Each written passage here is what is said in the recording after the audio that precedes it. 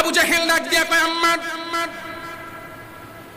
তুই যদি আল্লাহ একত্ববাদের সাক্ষ্য দেওয়া তুমি যদি নিষেধ না করো, অস্বীকার না করো, আব্দুল্লাহর বেটা মুহাম্মদের হাত থেকে যে ঈমান গ্রহণ করেছে, ঈমান যদি অস্বীকার না করো, তোমার সামনে তোমার আপন মাকে উলঙ্গ করে দাঁড় করায় রাখবো। হযরত আম্মারের মা হযরত সুমাইয়া রাদিয়াল্লাহু তাআলা আনহা ডাক দিয়ে বলে, আম্মা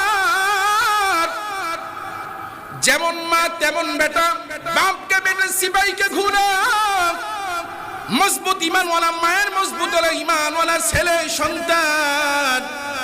মা ডাক দিয়া কয়, ও বাবা আম্মা, আমারে যাই করে করুক অসুবিধা নাই, বাবা আম্মার তুমি ওই নবীর হাতে হাত রেখে যে আল্লাহর উপর ঈমান আনছো, ওই ঈমান তুমি ছাড়িও না। পরে মুমিন মুসলমান ভাইয়েরা আমার, ওই সময় ঈমান রাখা বড় কষ্ট হয়ে গিয়েছিল।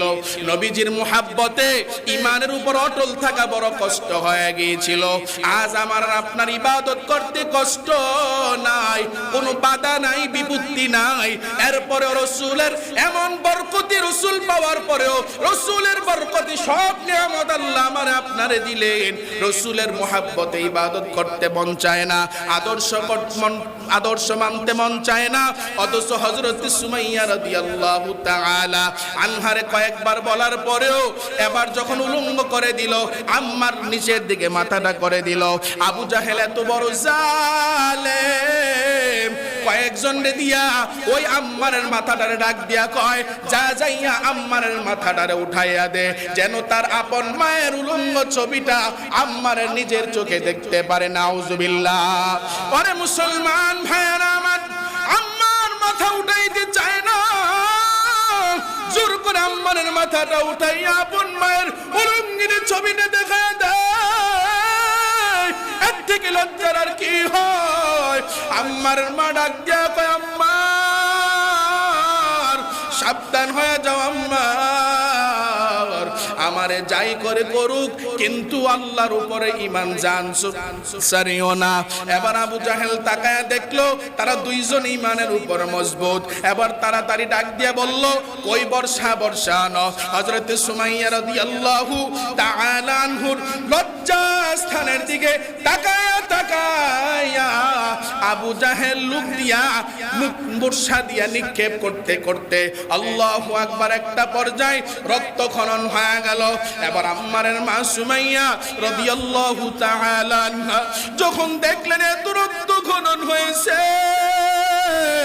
সুমাইয়া যখন বুঝতে পারলেন আমি মনে হয় আর বাঁচব না, আম্মারে ডাক দিয়ে কয়, ও আম্মা, আমি মনে হয় শাহাদাতের পেয়ালা বরণ করতে যাচ্ছি। ও আম্মার অসুবিধা নাই, আমি শাহাদাত বরণ করে যাব, কিন্তু আম্মার তোমার কাছে আমি মা হিসাবে ওসিয়ত, আমার যাই হোক আমার জীবন চলে যাক, এরপরও আম্মার তুমি কিন্তু ঈমান ছাড়বা না। আল্লাহু আকবার। সরকারে দু জাহান মুহাম্মদুর রাসূলুল্লাহ সাল্লাল্লাহু আলাইহি ওয়াসাল্লাম আসার আগ মুহূর্ত পর্যন্ত, এই 570 বছর পর্যন্ত মানুষের ভিতরে বিভিন্ন ধরনের জুলুম, অত্যাচার, বিভিন্ন ধরনের গুনাহ, বিভিন্ন ধরনের সংগ্রাম, যেই যুগটা মানুষের কাছে মূর্খতার যুগ, বর্বরতার যুগ, যেই যুগের মানুষগুলো একেবারেই অন্ধকার, যেই যুগটা অন্ধকারে পরিণত হয়ে গিয়েছিল, পৃথিবীতে নবীজির আগমনের রাসূলের বরকতে আল্লাহ সুবহানাহু ওয়া তাআলা আবার নতুন করে পৃথিবীটাকে আলোয় আলোকিত করে দিলেন, মানুষের অধিকার ফিরিয়ে দিলেন, মানুষের যার যার মর্যাদা আল্লাহ সুবহানাহু ওয়া তাআলা তাকে ফিরিয়ে দিলেন, নারীদের অধিকার ফিরিয়ে দিলেন।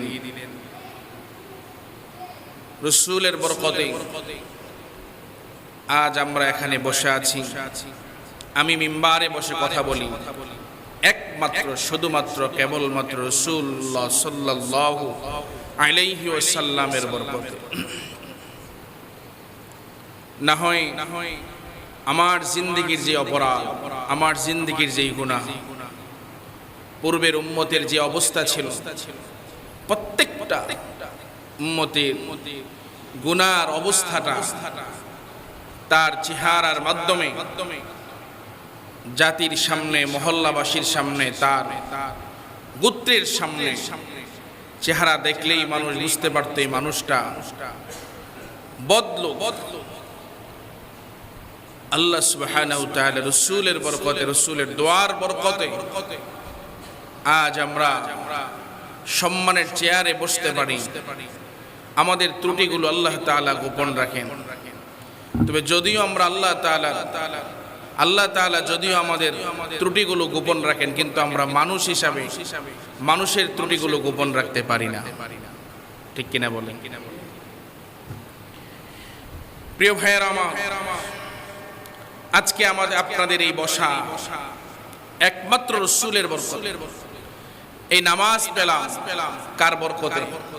রাসূলুল্লাহ সাল্লাল্লাহু আলাইহি ওয়াসাল্লামের বরকতে। রোজা পেলাম, এটা রাসূলুল্লাহ সাল্লাল্লাহু আলাইহি ওয়াসাল্লামের বরকত। হজ পেলাম রাসূলুল্লাহর বরকতে। যা পাইছি সব পাইছি রাসূলুল্লাহ সাল্লাল্লাহু আলাইহি ওয়াসাল্লামের বরকতে। রাসূলুল্লাহ সাল্লাল্লাহু আলাইহি ওয়াসাল্লাম পৃথিবীতে আসছেন, আবার আল্লাহ সুবহানাহু ওয়া তাআলা পৃথিবী থেকে নিয়ে গিয়েছেন। কিয়ামত পর্যন্ত আর কোন নবী আসবে না। রাসূলুল্লাহ সাল্লাল্লাহু আলাইহি ওয়াসাল্লাম পৃথিবীতে আসার আগেও নবী ছিলেন, পরেও নবী ছিলেন, কিন্তু পূর্বের যত নবী আলাইহিস সালাতু ওয়াস সালাম আজমাইনগণ এই পৃথিবীতে আসছেন, তারা কেউই পৃথিবীতে আসার পর নবুয়ত প্রাপ্তির পূর্বে কেউই নবী ছিলেন না। শুধুমাত্র কেবলমাত্র আমাদের নবী। বলেন কার নবী? আমাদের নবী জনাবে মুহাম্মদুর রাসূলুল্লাহ সাল্লাল্লাহু আলাইহি ওয়াসাল্লাম, কেবলমাত্র তিনিই নবী ছিলেন। আল্লাহ সুবহানাহু ওয়া তাআলা বলেন, ওয়ামা আরসালনাকা ইল্লা রাহমাতাল লিল আলামিন। আমি রাসূলুল্লাহ সাল্লাল্লাহু আলাইহি ওয়াসাল্লামকে পৃথিবীর জন্য আমি আল্লাহ তাকে রহমত স্বরূপ প্রেরণ করেছি। কি স্বরূপ প্রেরণ করছে বলেন? রহমত স্বরূপ। আমরা রহমতের নবী পেয়েছি, আলহামদুলিল্লাহ বলেন। আমরা কি নবী পেয়েছি বলেন?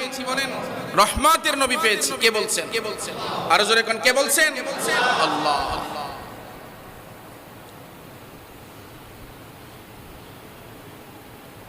হযরত সালমান ফারসি রাদিয়াল্লাহু তাআলা আনহু,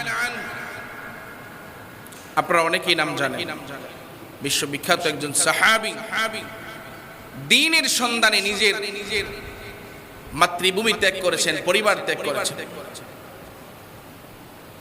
হযরত সালমান ফারসি রাদিয়াল্লাহু তাআলা আনহু এক মালিকের কাছে, পূর্বে তো গোলাম কেনা বেচা হইত, এক মালিকের কাছে কাজ করে গোপনে গোপনে নবী মুহাম্মদ রাসূলুল্লাহ সাল্লাল্লাহু আলাইহি সাল্লামের হাতে হাত রেখে কালিমা পড়ে মুসলমান হয়ে গেছে। এই খবরটা তার মালিক জানার পরে তাকে অনেক কষ্ট দিত সালমান ফারসি।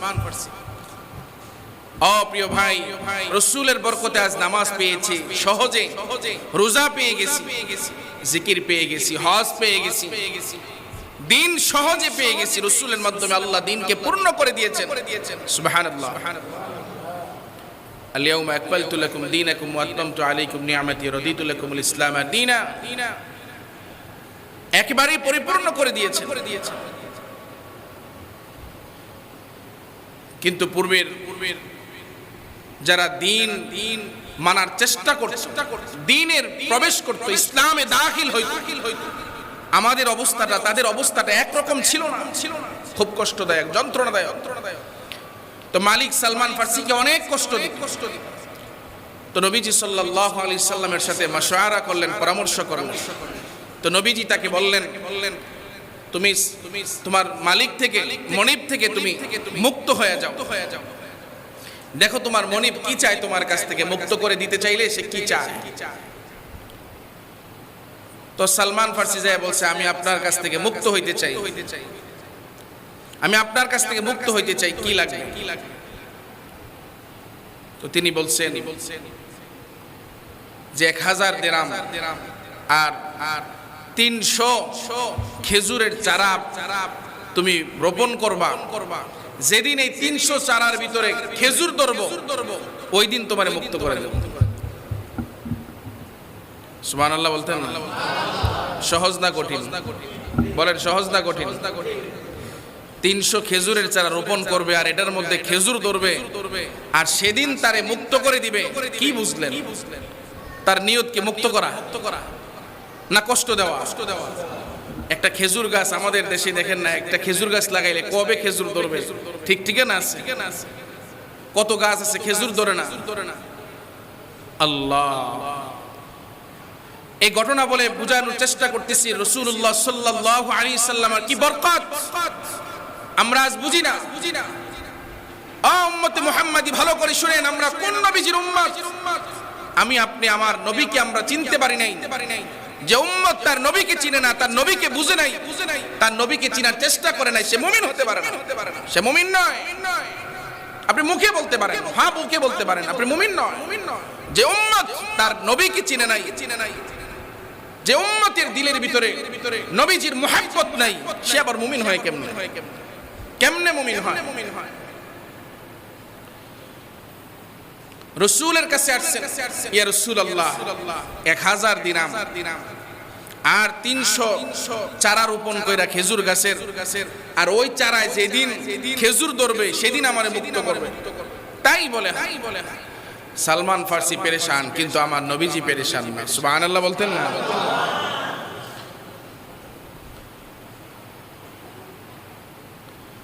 আমার নবী, আপনার নবী, মায়ার নবী, রাহমাতুল লিল আলামিন,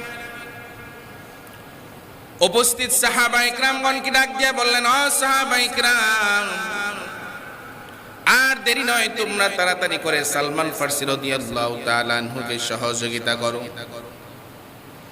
তোমরা এক একজনে কয়েকটা চারা করে দাও, কয়েকটা চারার দাম দাও, অথবা তোমাদের নার্সারি থেকে কয়েকটা করে চারা দাও, সবাই সহযোগিতা করো। সবাই সহযোগিতা করলেন খেজুরের চারার জন্য। পাশে একজনের বাগান থেকে, নার্সারি থেকে খেজুরের চারা রোপণ করা ক্রয় করা হলো 300 চারা। সাহাবায়ে কিরাম আজমাইনগণ সাথে সালমান ফার্সিয়ার সাথে স্বয়ং আমার নবী, আপনার নবী মুহাম্মদুর রাসূলুল্লাহ সাল্লাল্লাহু আলাইহি সাল্লাম সহ যায়া বললেন, সালমান ফার্সি মালিক রে, বলো কোন একটা জায়গা আমাদেরকে নির্দিষ্ট করে দিতে। একটা জায়গা নির্দিষ্ট করে দেওয়া হলো। আল্লাহর নবী পয়গম্বর রাহমাতুল লিল আলামিন ডাক দিয়ে বললেন, ও সাহাবায়ে কেরাম, তোমরা খেজুরের চারাগুলি তাড়াতাড়ি করে আমার কাছে একটা একটা দাও। আর এক একটা চারা আমার নবী, আপনার নবী, মায়ার নবী রাহমাতুল লিল আলামিন নিজের হাতে রোপণ করতে লাগলেন।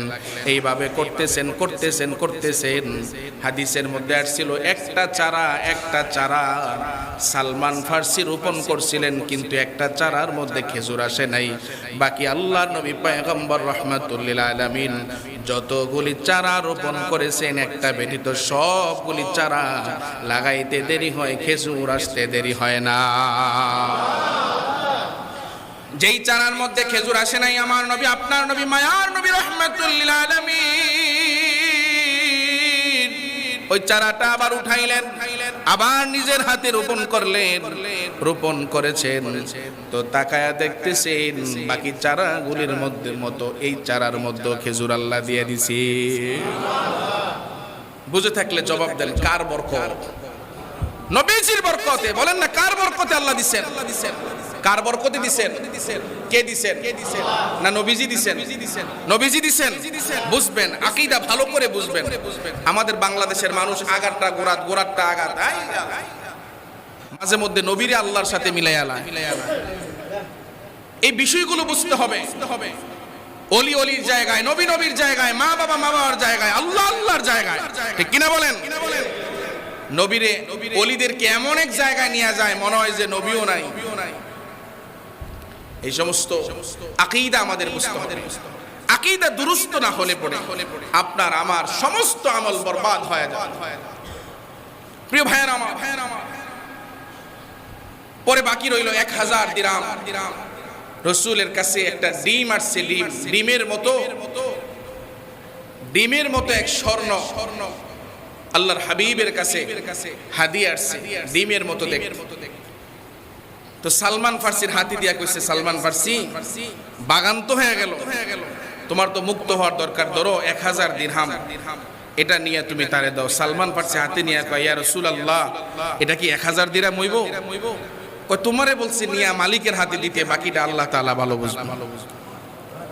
মানে এতটুকু স্বর্ণ দিছে, এটা সালমান ফার্সি বুঝতেছে না এটা 1000 দিরহাম হইতো না, 1000 দিরহাম হবে না। কি বরকতের নবী পাইছি। হযরতে সালমান ফার্সি মনিবের কাছে নিয়ে দিছে, মনিব হাতি নিছে, নিয়ে তারপরে ওজন করছে, ওজনে তাকায় দেয় 1000 দিরহামের চেয়ে বেশি ওজন হয়ে গেছে। কার বরকতে? রাসূলের বরকতে। বলেন কার বরকতে? রাসূলের বরকতে, নবীজির বরকতে। আর নবীরা কাদের? কথা কয় না, লজ্জা লাগে নাকি? শাফায়াত দরকার নাই রাসূলের? যেই আমল করতেছেন জান্নাতে চলে যাবেন। কি মনে হয় জান্নাতে চলে যাবেন? হাউজে কাউসারের পানি দরকার নাই? আমরা তো নবীরে চিনি না, নবীরে জানি না, নবীরে বুঝি না।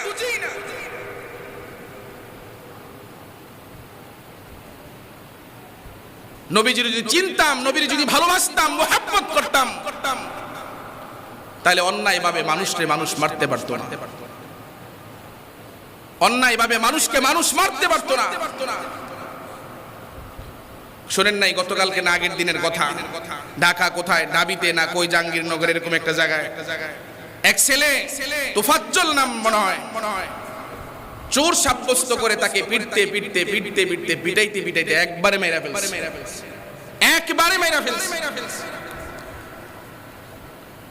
সোশ্যাল মিডিয়ার লেখালেখিতে কিছু দেখলাম, সত্য মিথ্যা জানি না, যেই ছেলেটা এক সময় প্রেম করতো, প্রেম যুবক ভাইদের সাবধান, ওই মেয়েটা তারে ছেকা দিয়া অন্যের ঘরে চলে গেছে। পরে সে এক ধরনের পাগল হয়ে গেছে, উশৃঙ্খল হয়ে গেছে। বিগত 8 বছর আগে তার বাবা মারা গেছে, 5 বছর আগে নাকি তার মা মারা গেছে, তার ভাই ছিল নাকি পুলিশ। সোশ্যাল মিডিয়ার কিছু কথায় লেখালেখি দেখলাম। তো তার ভাই ছিল পুলিশ, সে অনেক চেষ্টা করছে তার চিকিৎসার জন্য, যে এরকম উশৃঙ্খলতা করে ওই মেয়ে যাওয়ার পর থেকে পাগলামি করে, কই থাকে, কই যায়, কি করে, কোনো খোঁজ খবর নাই। তারে অনেক চিকিৎসা করেছেন, কিন্তু চিকিৎসা করতে করতে এক পর্যায়ে তার ভাইও দুনিয়া থেকে বিদায় হয়ে যায়। কিন্তু পরিশেষে ডাকাতে সে কোনো একটা পেছে পরে হয়তো কি চুরি করছে না করছে এটা তো পরিপূর্ণ জানা নাই। তবে আমার প্রশ্ন হলো, যদি চুরিও কইরা থাকে, তাকে আইনের আওতায় তুলে দেওয়াটাই ছিল আমাদের জন্য উচিত। কিন্তু তাকে কয়েকজনে ধরে আমরা তাকে মারতে মারতে একেবারে দুনিয়া থেকে বিদায় করে দিলাম। এটা কি ধরনের আমাদের কি ধরনের শিক্ষা? এটা আমাদের বিবেকের কাছে প্রশ্ন। আজকে আমাদের অবস্থাটা হলো, মসজিদের যদি জুতা চোর পাই, মসজিদের জুতা চোর পাইলে পরে তারে পারে না যে সেও মারতে যায়, ঠিক কিনা বলেন? সেও মারতে যায়। কিন্তু যাদের মাধ্যমে গোটা দেশ ফকির হয়ে গেছে, তাদের বিরুদ্ধে কথা বলার মতো সাহস হিম্মত সবার থাকে না, বরঞ্চ তাদের সাথে মিলেমিশে চলার চেষ্টা করে যেন আমার কোনো ক্ষতি না হয়। আর জুতা চোর পাইলে তারে মারতে মন চায়। তারে মোবাইল চুরির অপবাদ দিয়া তারে মারলো, 5 জনকে গ্রেফতার করা হয়েছে। একজনে কয় সাংবাদিকের কাছে আবেগের বশত এরকম মারতে মারতে এক পর্যায়ে সে চলে গেছে। মারার আগে তার খানা খাওয়াইছে, তার 2-4টা চট থাপ্পড় দিয়ে যদি আইনের আওতায় তুলে দিত, আজকে ছেলেটা হয়তো বেঁচে থাকতো। যাই হোক, তকদিরের লিখন তবে এইভাবে জুলুম, অত্যাচার, নির্যাতন বাংলাদেশের মানুষ আর কোনোদিন চায় না। ঠিক কিনা বলেন? যাই হবে আইনের মাধ্যমে হবে, সুষ্ঠু বিচার হবে। অত্যাচার, জুলুম, নির্যাতন বাংলার জনগণ চায় না। অন্যায়ভাবে মানুষের উপরে জুলুম করা, নির্যাতন করা, এটা বাংলাদেশের জনগণ চায় না। যাই হবে সুষ্ঠু বিচার হবে। তবে দোয়া করেন আল্লাহ তাআলা যদি কবুল করেন, এদেশে যত ধরনের ঝামেলা হয়, ফিতনা হয়, অত্যাচারিত হয়, লুণ্ঠন হয়, দেশের সম্পদ বাহিরে গিয়া বড় ধরনের অঙ্ক ধারণ করে, যার বদৌলতে দেশ ফকির হয়ে যায়, যদি কোরআনের রাজ বাংলার জমিনে কায়েম হয়, আল্লাহর জাত ও সিফাতের কসম, বাংলার জমিনে অল্প সময়ের মধ্যে আফগানিস্তানের মতো শান্তি ফিরে আসবে ইনশাআল্লাহ। আল্লাহ আমাদের বুঝার তৌফিক দান করেন, বলেন আমিন। যেই ছেলেটা দুনিয়া থেকে বিদায় হয়ে গেছে, আল্লাহ তাআলা মাজলুমের শিকার হয়ে গেছে। কোন সন্দেহ আছে? সন্দেহ আছে আপনাদের? ছেলেটা মাজলুমের শিকার হয়েছে না, জুলুমকৃত হয়েছে না? আল্লাহ তাআলা যেন তার ভুল ত্রুটি ক্ষমা করে আল্লাহ তাআলা যেন জান্নাতের বাগান বানায় দেয় তার কবরটা। সকলে বলে আমিন। প্রিয় মুহতারাম হাজিরিন, কথা বলতেছিলাম, আমি আপনি আমার নবীকে চিনি না। নবীজি কত বরকত। আজকে এই যে আমি কথা বলতেছি রাসূলের বরকতে, আপনি আমি কান দ্বারা শ্রবণ করতেছি রাসূলের বরকতে, খাইতেছি রাসূলের বরকতে। একবার ভাবেন তো, ঈসা আলাইহিস সালামের পরে 570 বছর একটা গ্যাপ, নবী নাই। আমার নবী আসলেন পরে। এই মধ্যখান সময় পৃথিবীতে কি মানুষ আসে নাই? মরে নাই? বলেন ওই মুহূর্তগুলোতে তো মানুষগুলো ঈমান ছাড়া ছিল।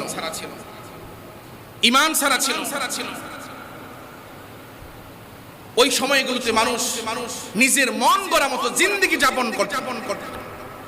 এবার বলেন ওই সময় যদি আমার আর আপনার যদি জন্ম হইতো, তা আমিও আপনিও তো ঈমান ছাড়া দুনিয়া থেকে যাইতাম, আর কবরে আমার আর আপনার কবরে আযাব হইতো।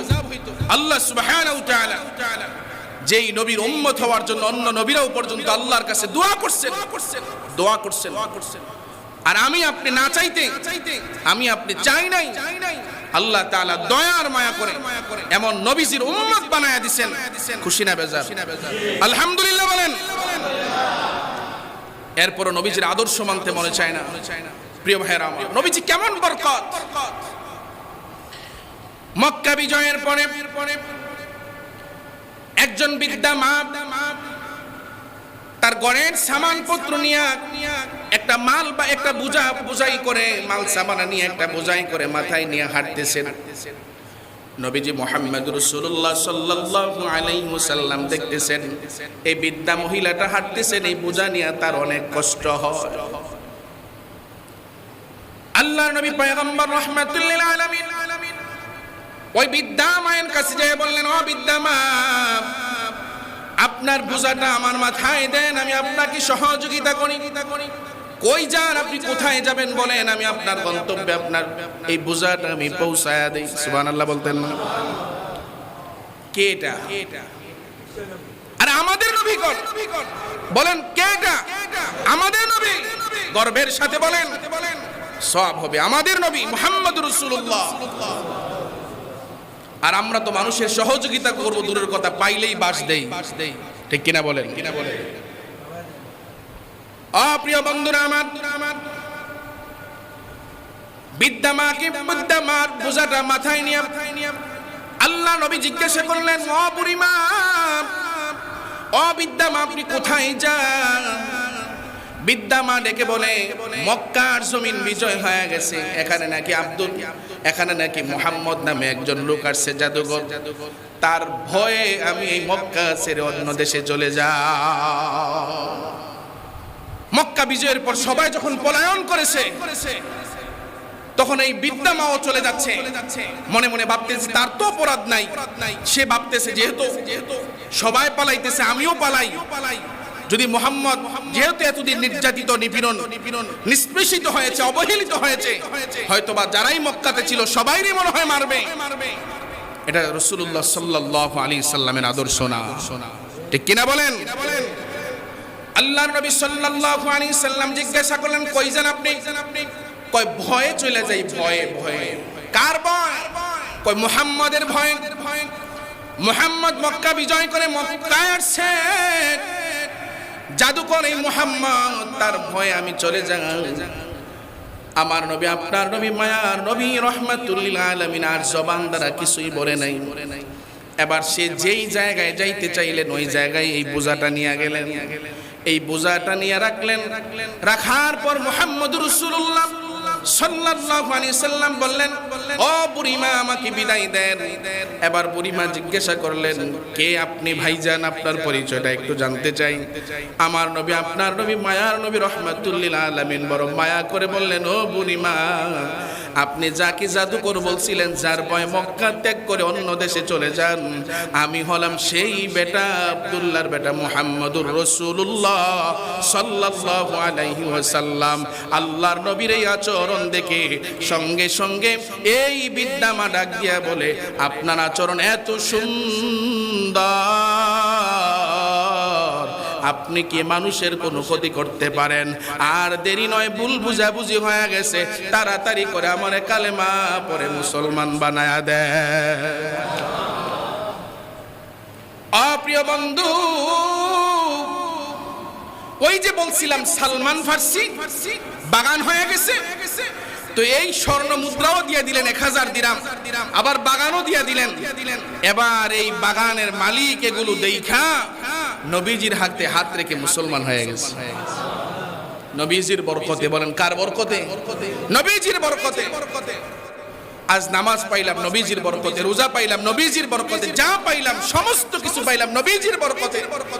কিন্তু আফসোস হলো, নবীজির বরকতে সব পাওয়ার পরে নবীজির চিনলাম না, নবীজির আদর্শ মানলাম না, নবীজির সিরাত জানতে চাই না, নবীজির সিরাত জানতে চাই না। আমরা রসুলের সিরাত নিয়েই গত কয়েক জুমা আলোচনা করতেছি। রসুল কেমনে প্রস্রাবে গেছেন, কেমনে বাইতুল খালায় গেছেন, কেমনে বের হইছেন, কেমনে উযু করতেছেন, ওযুর মধ্যে আমরা ছিলাম। প্রিয় বন্ধু, এটার মধ্যেই ছিলাম, এটাই রসুলের সিরাত। রসুলের ঘুম থেকে উঠে কি করতেন, ঘুমাইতে যাওয়ার সময় কিভাবে ঘুমাইতেন, কিভাবে ওয়াশরুমে যাইতেন, বাথরুমে যাইতেন, কিভাবে বের হইতেন, কিভাবে খাইতেন, এগুলো আমাদের জানার বিষয়, এগুলো আমাদের বুঝার বিষয়, শিখার বিষয়। আর রসুলের মুহাব্বতে এগুলো পালন করার বিষয়। রসুলের মুহাব্বতে ফিকাপ দিয়া রাস্তায় রাস্তায় ব্যানার ট্যানার টানাইয়া বিশ্ব নবীর আগমন, শুভেচ্ছার স্বাগতম, শুধু এটা বললেই নবীজির মুহাব্বতের বহির প্রকাশ পায় না। সুতরাং রাসূলুল্লাহ সাল্লাল্লাহু আলাইহি সাল্লামের কাছে যদি আমরা জিজ্ঞাসা করি, ইয়া রাসূলুল্লাহ, আপনার মুহাব্বত প্রকাশ পায় কি করলে? আপনার কাছ থেকে জবাব চাই। রাহমাতুল লিল আলামিন তিনি জবাব দেন, মান আহাব্বা সুন্নতি ফাকাদ আহাব্বানি ওয়া মান আহাব্বানি কানা মাই ফিল জান্নাহ। যারা আমার সুন্নত মানে তারাই আমার মুহাব্বতের বহির প্রকাশ করে।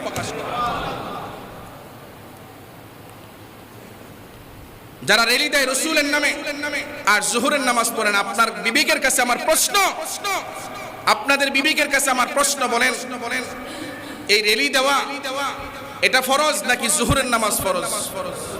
তো জোহরের নামাজ আদায় না করে যারা রেলি দেয়, তাদের বেলায় বলেন নবীজির মুহাব্বত কি পরিমাণ আছে? এজন্য আমার আর আপনার কথা হলো, আমাদের সকলের ঐক্যমত যে রাসূলের মুহাব্বতে আমরা অবশ্যই আনন্দিত হব, খুশি হব, অবশ্যই খুশি হব। তবে রাসূলুল্লাহ সাল্লাল্লাহু আলাইহি সাল্লাম যেইভাবে জিন্দেগি যাপন করেছেন, ওইভাবে রাসূলের মুহাব্বতে রোজা রাখতে পারি, রাসূলের মুহাব্বতে দরুদ পড়তে পারি, রাসূলের মুহাব্বতে বেশি বেশি নফল নামাজ পড়তে পারি। শুধু রাসূলের মুহাব্বতে জিলাপি খাওয়াটাই মুহাব্বত দেখলেন, বিরিয়ানি খাওয়াটাই মুহাব্বত দেখলেন, আর রাসূলের জিন্দেগিটা শুধু মাইর খাওয়ার জিন্দেগি গেল, রক্ত জড়ানোর জিন্দেগি গেল, দান দান মুবারক শহীদের জিন্দেগি গেল। এই সমস্ত সুন্নত আপনার কানের জিম্মাদারে আসে না, কানের কর্ণকহরে পৌঁছে না। আপনার কাছে শুধু খাওয়ানোর পরে মিষ্টি খাওয়া সুন্নত, এই কথাটাই শুধু আপনার কর্ণকহরে ঢুকলো, আর বাকি সুন্নতের কথা আপনার কর্ণকহরে ঢুকলো না। প্রিয় মুসলমান ভাইয়ের আমার, আজকে আমার কথা হলো এমন এক রহমতের নবী পাইলাম। আল্লাহ কয়, ওমা আরসালনাকা ইল্লা রাহমাতাল লিল আলামিন। আবু হুরায়রার বর্ণনা, রাসূল বলেন, ইন্নামা বুইসতু রাহমা, আমি তো তোমাদের কাছে রহমত নিয়ে আসছি, রহমত স্বরূপ আসছি। আল্লাহকে আমি রহমত স্বরূপ প্রেরণ করছি। হাদিস শরীফের মধ্যে আসছে রাসূলের উসিলায় কেউ দোয়া করলে দোয়াটা কবুল। রাসূলের বরকত। বললাম তো আমি আজ এখানে বসে আপনাদের সামনে বক্তৃতা দিচ্ছি একমাত্র রাসূলের বরকত।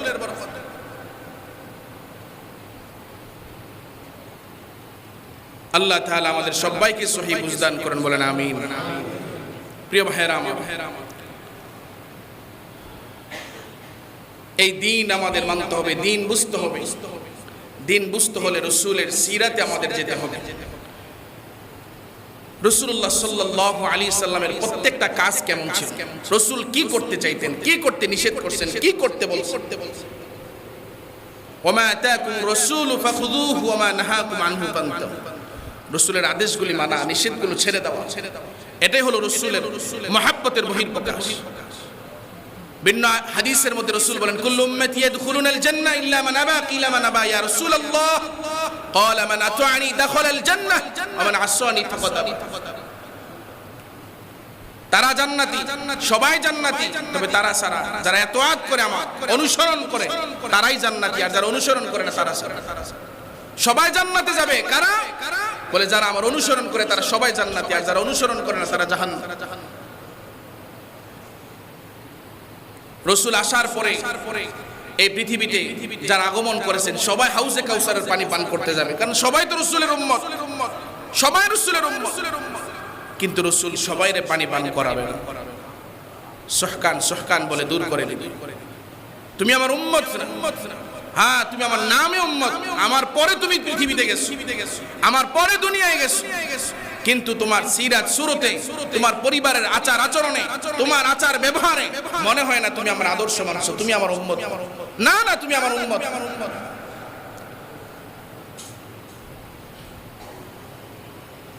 ইবাদত ওয়াহিদ না, এটা জমা, বহু বচন। শুধু নামাজই ইবাদত বিষয়টা এমনটা না, শুধু রোজাই ইবাদত বিষয়টা এমনটা না, শুধু যাকাতই ইবাদত বিষয়টা এমনটা না। নামাজ একটা আমল, একটা আমল। বলেন কয়টা আমল? নামাজ কয়টা আমল? রোজা কয়টা আমল? যাকাত কয়টা আমল? একটা আমল। যত দান সদকা করছেন একটা আমল, একটা আমল। আপনি একটা আমল করছেন, একটা। যেমন নামাজ ছিল, রোজা ছিল, হজ ছিল, যাকাত ছিল, ঠিক তেমনি ভাবে রাসূলের জীবনে মিথ্যা ছিল না। তা আমি আপনি যে নামাজও পড়ি, মিথ্যাও বলি, এটা তো রাসূলের আদর্শ হইল না, রাসূলের তরিকা হইল না, রাসূলের অনুসরণ হইল না। রাসূল নামাজও পড়ছেন, রোজাও রাখছেন, হজও করছেন, যাকাতও দিয়েছেন, কিন্তু রাসূল তো গীবত শেখায়াত করেন না। কিন্তু আমরা তো নামাজও পড়ি, আবার হজও করি, আবার দোকানে পাটে বৈশা গীবত শেখায়াতও করি, চগলখড়ি করি, হারাম খাই, বেহায়াপনা করি, বেপরদা করি, অশ্লীলতা করি, জুলুম করি। তাইলে শুধু আমার নামাজ পড়লেই জান্নাতে চলে যাব, বিষয়টা এমনটা না। শুধু রোজা রাখলেই জান্নাতে চলে যাব, বিষয়টা এমনটা না। উদখুলু ফিস সিলমি কাফা। আল্লাহ বলেন পরিপূর্ণভাবে ইসলাম মানতে হবে। কারে কইছে জানেন? উদখুলু ফিস সিলমি কাফা, পরিপূর্ণভাবে ইসলামে প্রবেশ করো। কারে কইছে? ইয়া আইয়ুহাল্লাযীনা আমানু, ও ঈমানদারেরা। ঈমানদারদেরকে বলছে, যারা ঈমান আনছে তাদেরকে বলছে। শুধু নামাজ পড়লেই, শুধু নামাজ নয়, রোজাও রাখতে হবে। শুধু রোজা নয়, যাকাতও দিতে হবে। শুধু যাকাত নয়, হজও করতে হবে, ফরজ হই। শুধু হজ নয়, মিথ্যাও ছাড়তে হবে। শুধু মিথ্যা নয়, গীবতও করা যাবে না। শুধু গীবত নয়, শেখায়াত করা যাবে না, চগলখড়ি করা যাবে না, হারাম খাওয়া যাবে না, ওজনে কম দেওয়া যাবে না, মানুষের উপর অন্যায়ভাবে অত্যাচার জুলুম করা যাবে না, সবগুলি করতে হবে। এটার নাম হলে পরিপূর্ণ। আর পরিপূর্ণ না হলে তুমি জান্নাতে শুধু নাম কা ওয়াস্তে নামাজ পড়লা, মানুষে দেখাইলা আমি আল্লাহু আকবার পড়ি, 5 ওয়াক্ত নামাজ পড়ি, আর তোমার জিন্দেগীর মধ্যে হারামে ভরা, গোশে ভরা জিন্দেগীর মধ্যে, তোমার জবানের দ্বারা, হাতের দ্বারা মানুষের কষ্টের শেষ নাই, আর তুমি জান্নাতে চলে যাবে। এত সহজ জান্নাত, এত সহজ। তাইলে তো ইবলিস সবার আগে জান্নাতে যাবে। ইবলিস সবার আগে জান্নাতে যাবে। কষ্ট পাইতেছেন আপনারা? ইবলিস সবার আগে জান্নাতে যাবেন। আমি আপনি যত সেজদা করেছি, আমার আপনার বাপ দাদার 14 গোষ্ঠীর সেজদা এক জায়গায় করলে ইবলিসের সেজদার সমান হবে না। শুধু সেজদা দিয়ে যদি জান্নাতে যাইতে হয়, সবার আগে ইবলিস যাবে। কথা বুঝেন নাই? এজন্য আমার আর আপনার পরিপূর্ণভাবে ইসলামে ঢুকতে হবে, পরিপূর্ণভাবে। আমার নামাজ ঠিক করতে হবে, আমার আখলাক ঠিক করতে হবে, মুআমালাত ঠিক করতে হবে, মুআশারাত ঠিক করতে হবে। পরিপূর্ণভাবে যখন ঠিক করব তখন আমি পরিপূর্ণ ঈমানদার মুসলমান।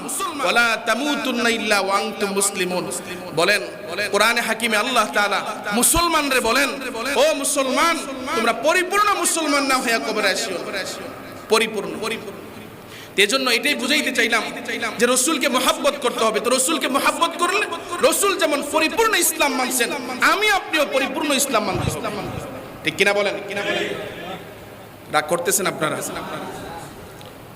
আল্লাহ প্রিয় ভাইয়েরা আমার, এটা শুধু আমি আপনাদেরকে বলি বিষয়টা এমনটা না, এটা আমি আমারে বলি। এই বলার দ্বারা আমি যেন ঠিক হয়ে যাই, আমি নিজে ঠিক হয়ে যাই, এটা হচ্ছে আমাদের কথা। যখন আমি যখন আপনারে বলবো ভাই দাড়ি রাখেন, তখন বলেন আমি কি আপনার সামনে দাড়ি ছাড়া দিতে পারবো? কথা কোন দাড়ি ছাড়া দিতে পারবো? যখন আমি আপনার বারবার বলবো ভাই টুপি মাথায় দেন, তখন আমি কি আপনার সামনে টুপি ছাড়া দিতে পারবো? নিজের কাছে লজ্জা লাগবে না? তো এইগুলি বলার দ্বারা আমাদের কথা হলো আমরা যেন সমস্ত গুনাহ থেকে বাঁচতে পারি, এবং আমাদের এই কথার মাধ্যমে যদি অন্যরাও যদি সহযোগী হয়, তারাও যদি ছাড়ে, ইনশাআল্লাহ একসাথে জান্নাতে যাওয়ার উসিলা হয়ে যাবে। আল্লাহ, উজুর ফরজের মধ্যে ছিলাম। এই আলোচনাটা কেন করলাম? রাসূলের রহমত নিয়ে এজন্যই করেছি। রবিউল আউয়াল মাস চলে যাচ্ছে, রাসূলের শান নিয়ে একটু কথা না বললে কেমন যেন হয়ে যায়। রাসূলুল্লাহ সাল্লাল্লাহু আলাইহি ওয়াসাল্লাম এই পৃথিবীতে এত কষ্ট মুজাহাদা করেছেন উম্মতের জন্য, যেদিন চলে যাবেন ওই দিনের কান্নাটাও ছিল উম্মতের জন্য, ওই দিনের কান্নাটাও ছিল উম্মতের জন্য। হযরত আজরাইল আলাইহিস সালাতু ওয়াস সালাম মালাকুল মউত জিজ্ঞাসা করছিলেন আপনি কাঁদেন মৃত্যুর ভয়ে? আচ্ছা চলে যাই, আল্লাহর যায়া বলি, কয় মালাকুল মউত না না, আমি এই মৃত্যুর ভয়ে আমি কাঁদি না, আমি কান্না করতেছি আমার গুনাহগার উম্মতের কি হবে, উম্মতের জন্য। তো এবার বলেন আমি আপনি নবীরে কতটুকু চিনলাম? একটা ভালো করে সূত্র মনে রাখেন, যারা নবীরে চিনে না, যারা নবীরে জানে না, যারা নবীরে বুঝে না, যারা নবীরে মুহাব্বত করে না, তারা কোনোদিন মুমিন হতে পারে না, তারা মুমিন হতে পারে। ইনশাআল্লাহ হুজুর ফরজে ছিলাম আমরা মুখমণ্ডল দ্রুত করা। ইনশাআল্লাহ আগামী জুমায় যদি আল্লাহ তাআলা সুযোগ দান করে ইনশাআল্লাহ বলবো। আল্লাহ তাআলা যদি হায়াতে তৈয়বা দান করে, আল্লাহ তাআলা যদি সবার রিজিক রাখে, ইনশাআল্লাহ আগামী জুমায় বলার চেষ্টা করব। তবে সাথে 1 মিনিটে একটা কথা ভালো করে মনে রাখেন, আমরা বর্তমানে এই যে নামাজ পড়তেছি কোনো বাধা বিপত্তি নাই, রোজা রাখতেছি বাধা বিপত্তি নাই, বাইতুল্লাহ যাবো রেজিস্ট্রেশন করে চলে যাও, কোনো অসুবিধা নাই। গত 2 দিন আগে একজনে আমাদের প্রিয় বন্ধু বাইতুল্লাহ যাইতেছে, আমার মনটা চাইতেছে যদি আল্লাহ তাআলা কবুল করতো, মানে শুধু বাইতুল্লাহ তার ফেসবুকের স্ট্যাটাস দেখা আমার আবার বাইতুল্লাহ যাওয়ার শখ জাগতেছে। দোয়া করেন আল্লাহ তাআলা যেন তৌফিক দান করেন, সবাইকে যেন আল্লাহ তৌফিক দান করে। এমন মজার এক জায়গা কালো গিলাপের পাশে বসে নামাজ পড়া, দাঁড়াইয়া নামাজ পড়া, ওখানে বসা, ওখানে থাকা, মানে দুনিয়ার আহা, এটা বুঝানোর ভাষা নাই, এটা বুঝানোর ভাষা নাই। খুব মজার এক জায়গা মদিনা, খুব মজার এক জায়গা। আল্লাহু আকবার, রিয়াজুল জান্নাহ, এত মজার এক জায়গা। শুধু নিজের দিলের ভিতরে শখ জাগতেছে আরেকবার যদি যাওয়ান যাইতো। একবার যদি প্রথমবার মনে করছিলাম যদি কোন রকম ভাবে একবার যাইতাম পারি, শেষ, একবার যদি যাইতাম পারি শেষ। কিন্তু এখন দেখতেছি একবার আল্লাহ তাআলা নিছেন আমাদের, আল্লাহু আকবার, আমাদের সম্মানিত সভাপতি মহোদয়ের মাধ্যমে আল্লাহ তাআলা কবুল করছেন। আল্লাহ তাআলা ওনার হায়াতে বারাকা দান করুন, আল্লাহ তাআলা ওনার দান সদকার মধ্যে বরকত দান করুন। তো একবার যে গেছি এখন মনে হইতেছে না একবার হইতো না, আরেকবার গেলে যদি আরেকটু যদি দেখতে পারতাম তাইলে মনে হয় ঠিক আছে। আমরা আজকে যত সহজে ইসলাম পেয়ে গেছি, বিশ্বাস করুন এত সহজে কিন্তু পূর্বে এত ইসলাম মানে নাই, অনেক কঠিন ভাবে মানতে হইছে, অনেক ত্যাগ স্বীকার করতে হইছে। প্রিয় ভাই, আমরা যারা নামাজ ছেড়ে দিচ্ছি একটু রাসূলের মুহাব্বতটা দিলের মধ্যে আনেন। যারা রোজা ছেড়ে দিচ্ছি, যারা আমরা মিথ্যা, গীবত, শেখায়েত, বিভিন্ন গুনাহ করতেছি, একটু রাসূলের কথা চিন্তা করেন, রাসূলের মুহাব্বতটা দিলে আনেন। হযরত আম্মার রাদিয়াল্লাহু তাআলা আনহুর মা হযরত সুমাইয়া রাদিয়াল্লাহু তাআলা আনহা, আল্লাহু আকবার, ইসলাম গ্রহণ করেছেন। ইসলাম গ্রহণ করার পরে একদিন রাস্তা দিয়ে হাঁটতেছেন, রাস্তা দিয়ে আবু জাহেল দেখছে, আবু জাহেল দেখা ডাক দিছে দুইজন রে, এদিকে আস, তোমরা নাকি নবীজির হাতে হাত রেখে মুসলমান হইছো? হ্যাঁ, ঈমান আনছি।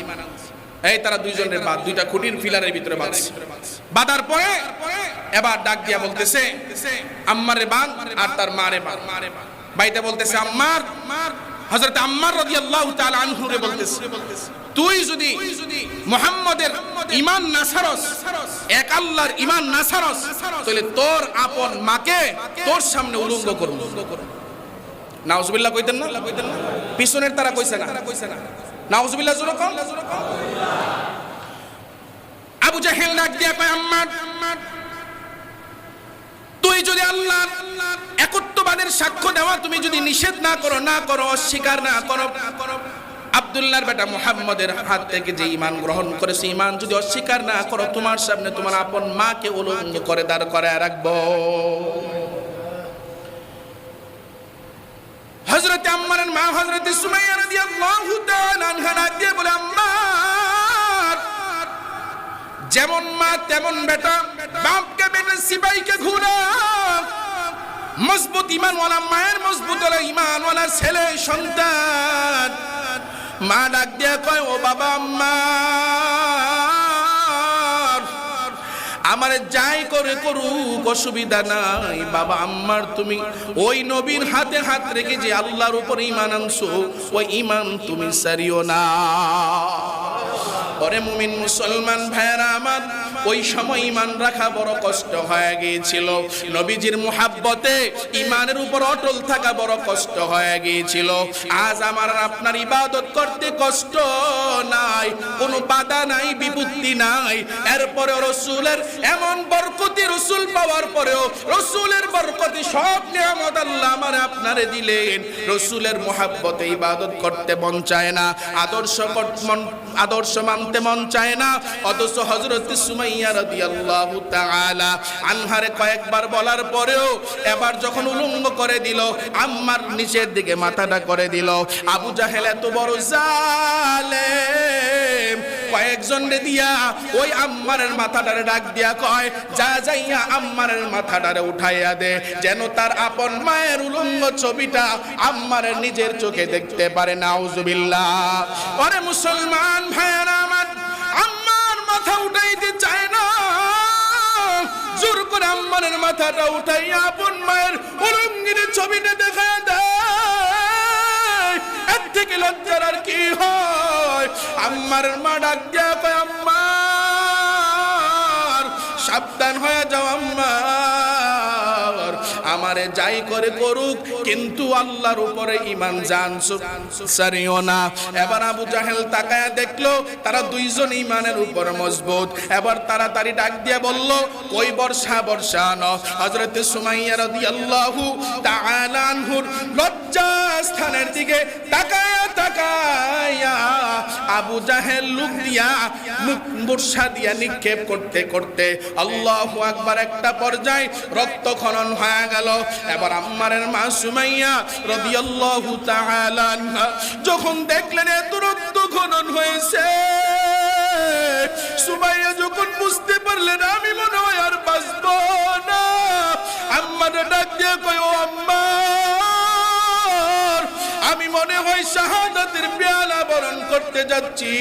ও আম্মার, অসুবিধা নাই, আমি শাহাদাত বরণ করে যাব, কিন্তু আম্মার তোমার কাছে আমি মা হিসাবে ওসিয়ত, আমার যাই হোক আমার জীবন চলে যাক, এরপরও আম্মা তুমি কিন্তু ঈমান ছাড়বা না।